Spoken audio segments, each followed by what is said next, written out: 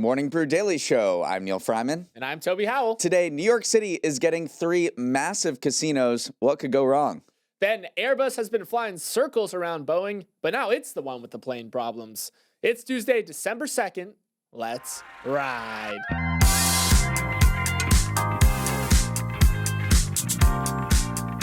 It's December, and you've entered full hermit mode these dark and cold evenings. Sweatpants on, candles lit, and your 4th Sex and the City rewatch on the television.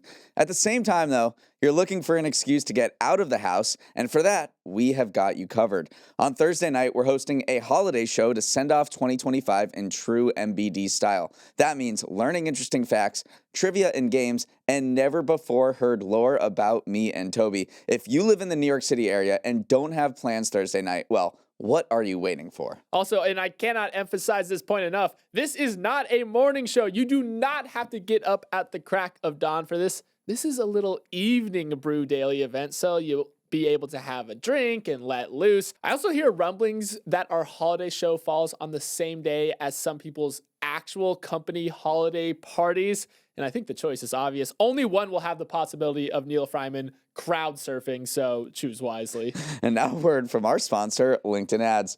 Toby, you're the best podcast co-host I know. Oh, Neal, you're making me blush. I thought you were going to tell me I'm the best pickleball player you know. Well, you could get there someday, but do you know what else is the best? LinkedIn Ads is when it comes to generating the highest B2B return on ad spend of all online ad networks. They also have a network of over 1 billion professionals and 130 million decision makers. You can target your buyers by job title, industry, company, role, seniority, skills, company revenue, so you can stop wasting budget on the wrong audience. Spend $250 on your first campaign on LinkedIn Ads and get a free $250 credit for the next one. Just go to linkedin.com/MBD. That's linkedin.com/MBD. Terms and conditions may apply.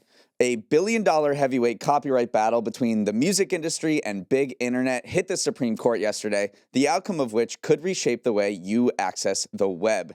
The world's top record labels, including Sony and Warner, have sued Cox Communications, the largest private broadband company in America, accusing it of not doing enough to stop illegal music piracy. The entertainment giants say that Cox barely lifts a finger to crack down on users ripping Beyoncé songs over its systems, saying that failing to hold internet service providers accountable would, quote, spell disaster for the music community. Cox, on the other hand, is saying, whoa there, pals, you're trying to turn us into the internet police. We shouldn't be responsible for what people do using our services. To be liable, we would have to actively assist piracy, not just fail to stop it. Furthermore, what the record labels are asking could lead to internet access being taken away from people who have nothing to do with the illegal downloading. Cox uses the example of a hospital, a school, or a coffee shop. If someone next to you at Starbucks is pirating music and Cox is forced to block the IP address of that place, then there's substantial collateral damage. During oral arguments yesterday, Justice Alito piggybacked on this, asking a lawyer representing the music companies, what is an ISP supposed to do with a university account that has, say, 70,000 users? But other judges seemed wary of letting ISPs totally off the hook to ignore copyright infringement by their users. What incentive would you have to do anything if you won? Justice Amy Coney Barrett asked a lawyer for Cox. Meanwhile, Justice Sotomayor wasn't feeling either side's argument. She said, we are being put to 2 extremes here. The only thing we know here is that the pirated movie and TV and music industry is a very big one. In 2023, pirated movies and TV shows were downloaded nearly 19 billion times. Music piracy sites saw more than 17 billion visits. So there is a massive economic toll that is being extracted here. Those visits alone cost the U.S. economy more than $29 billion because this is happening in the undercurrent of the internet. I mean, everyone is aware of sites like BitTorrent, and then going back a few years, LimeWire. These are these peer-to-peer file transfer platforms that have kind of been lurking around the edges of the internet for a long time. It comes up every once in a while because whose fault is it? Is it the internet service providers? Is it Cox's fault? And that is clearly what, the entertainment industry feels here. So there is some precedent here. In 2019, a jury sided with Sony. They said that Cox needs to pay $1 billion in damages, but obviously Cox can fire back and say, like, hey, listen, we think of the children, think of the hospitals, think of the schools.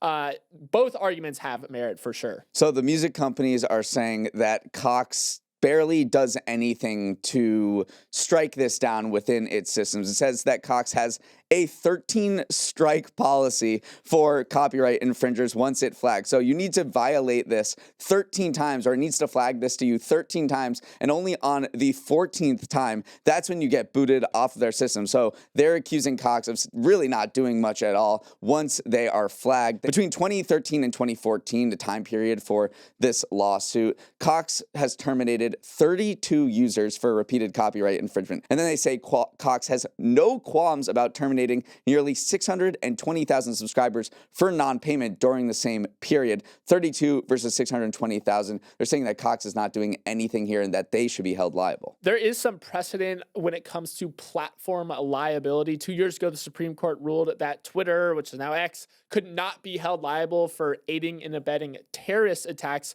just because ISIS was posting content on the platform itself. The court basically said that hosting does not equal helping, so that is something that goes in Cox's favor. And you are kind of seeing the battle lines being drawn here. Backing Cox is Google, it is X, it's actually the ACLU who say that internet service providers provide, a right to a lot of people. Back in the music industry is the music industry and the motion picture industry. There actually is a very interesting wrinkle in all of this as well. If you go back to the 70s and the 80s, Universal sued Sony, who is now suing Cox in this case, over the VCR, saying that it would enable massive TV piracy. So it's a case of a new technology hitting the market, and then these entertainment companies fearing that it is going to be used to pirate its material. In that case, the Supreme Court was very divided, but eventually ruled that selling the VCR wasn't contributory towards infringement. So there's almost some precedent from Sony itself saying that, hey, these platforms are not liable for the things that go on in them when it comes to piracy. Moving on. Are you feeling lucky, Neal? I hope so, because New York is about to have 3 big casinos, a huge change for a city that has mostly banned them until now. The biggest one is backed by Mets owner Steve Cohen and the Hard Rock.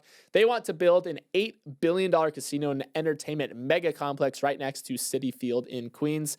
It wouldn't just be gambling. They're planning a hotel, a big concert venue, and want to connect it to the new soccer stadium NYCFC is building nearby.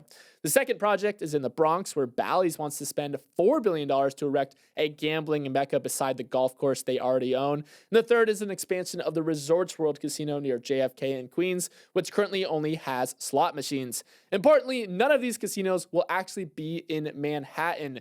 Pie in the sky proposals for Times Square slots or a gambling stop on top of Saks Fifth Avenue flagship location were scrapped after local groups pushed back hard.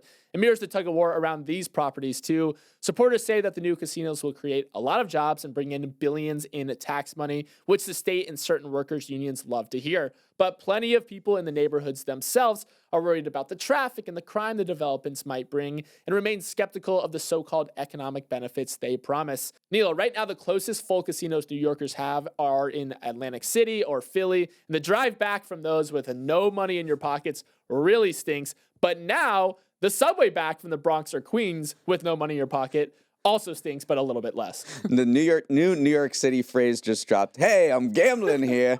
No, this has the potential to be transformative. You mentioned how many billions of dollars are being poured into these projects. It's not just a casino, it's hotels, it's nightlife, it's entertainment. So it could surely change the way that people think about these outer boroughs, Queens, the Bronx, things like that. And another entity that's really excited about all this money being poured in and all the tax revenue that could be generated is the MTA. The New York City subway system, the most talked about subway system in the world, expects to get close to $2 billion through 2029 for its operating budget just from casino licensing fees. They're excited about various projects that they could upgrade, specifically the Mets Willets Point Station. If you've ever gone to a New York Mets game, or if you've ever been to the U.S. Open, you get off at this station and it's pretty rinky-dink. It is barely compliant with the ADA. There is no elevator. 1.9 million people pass through this station on a 7. every single year. It doesn't have an elevator, I repeat. So they're expecting to spend some of this $2 billion, this huge cash windfall from these casinos, to upgrade some stations and do all these things that they've wanted to do for so long because of potential all of these tax revenues coming. And Steve Cohen has been at this for years, lobbying with local leaders. He wants to get the development rights around Citi Field. He wants it to become this year-round anchor instead of fans coming in for just 81 baseball games per year and then leaving immediately after. So the name of the game here is stadium adjacent commercialization. He wants to create, this mecca out there, including just making the subway station a little bit nicer. So yeah, casino, hotel, concert venue, integrated connection to another sports stadium nearby. That is the vision for this as well.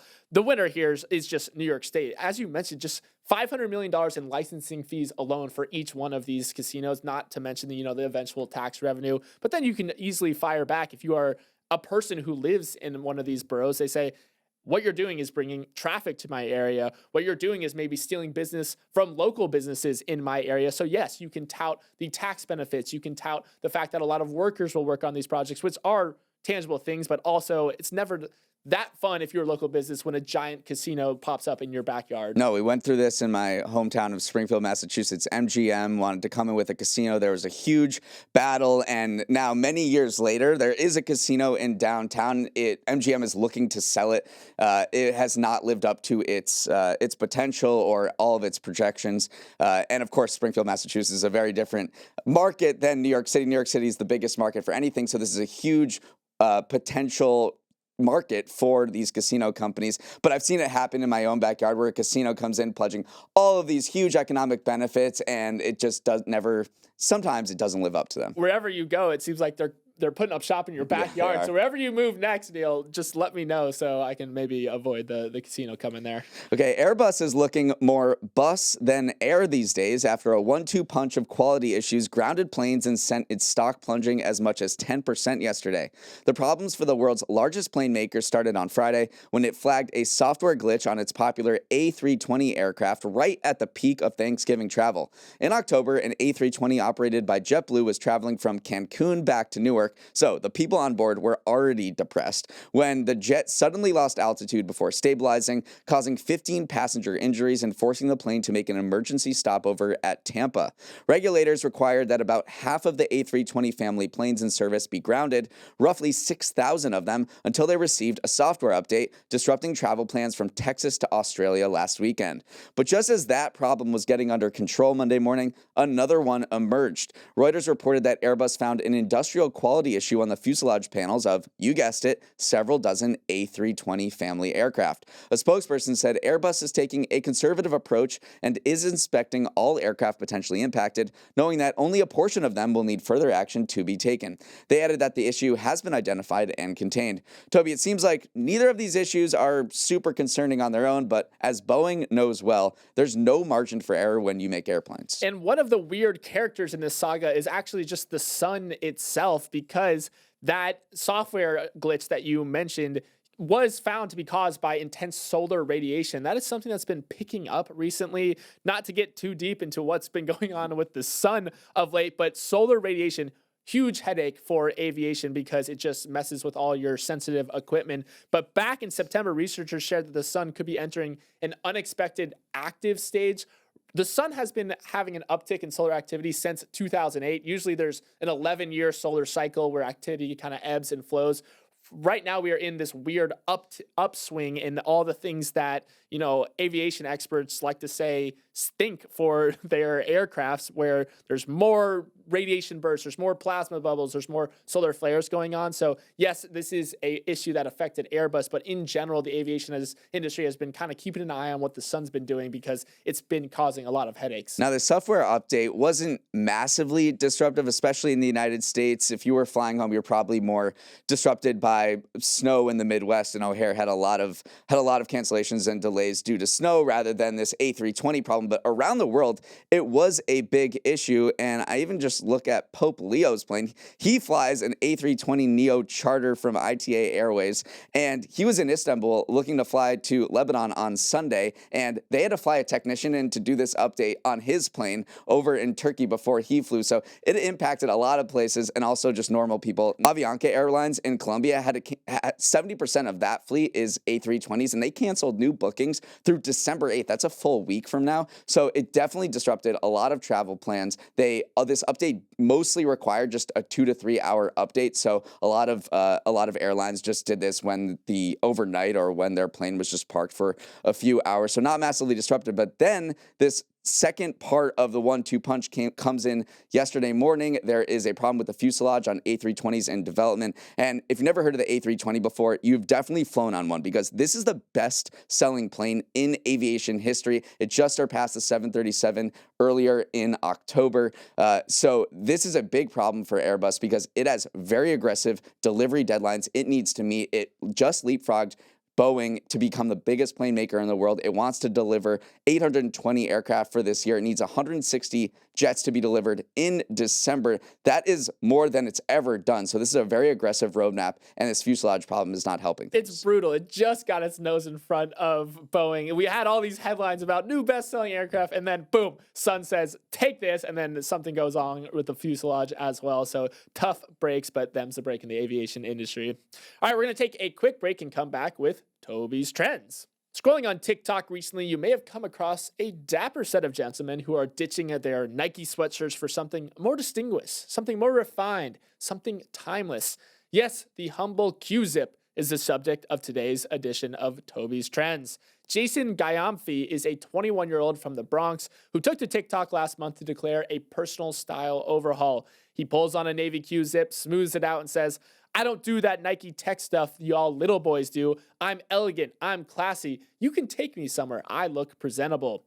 That video has 1.6 million likes. And he's not alone. Immediately, other young men across the country started joining him and becoming so-called quarter zip dudes. That includes organizing meetups at malls, on college campuses, and sometimes just in random parking lots. T-Pain even got in on the action, posting himself in a snazzy top with the caption, 401k and a quarter zip. Now, it's not exactly a new thing for young people to signal a transition to adulthood with their dress. As the New York Times points out, as hippies in the 60s grew up, they ditched their long hair and fringe clothes for yuppie power suits in the 80s. This is just the Gen Z version of that, ditching Nike tech fleeces for the business casual allure of a square-cut quarter zip. Neal, I have come across these videos on my feed, and I gotta say, I'm severely lacking in the Q-zip department. Is it too late for me to become a Q-zip dude? I don't think so. The quarter zip is very versatile, so it's something you can easily grab from Macy's or any department store for $20, and I think that is the point there. Fast Company says, if a LinkedIn connection was an item of clothing, it would be the quarter zip. It is a symbol of soft professionalism, and you could see these metaphors with LinkedIn and growing up all across social media in the comments to these videos. One commenter wrote, no more DMs, we on Outlook and Teams. Another wrote, we on LinkedIn, not Instagram. And there is data to back up the fact that more people are buying quarter zips. Retail data shows a 25% sales increase for quarter zips among 18 to 24-year-olds since the middle of last year. And then if you look on Google Trends, there's over a 2,000% increase in searches for a one-quarter zip pullover men's business casual over the past 12 months. This is a trend. It's a meme, but it's definitely leading to more people wearing quarter zips. And it's kind of a trend we've seen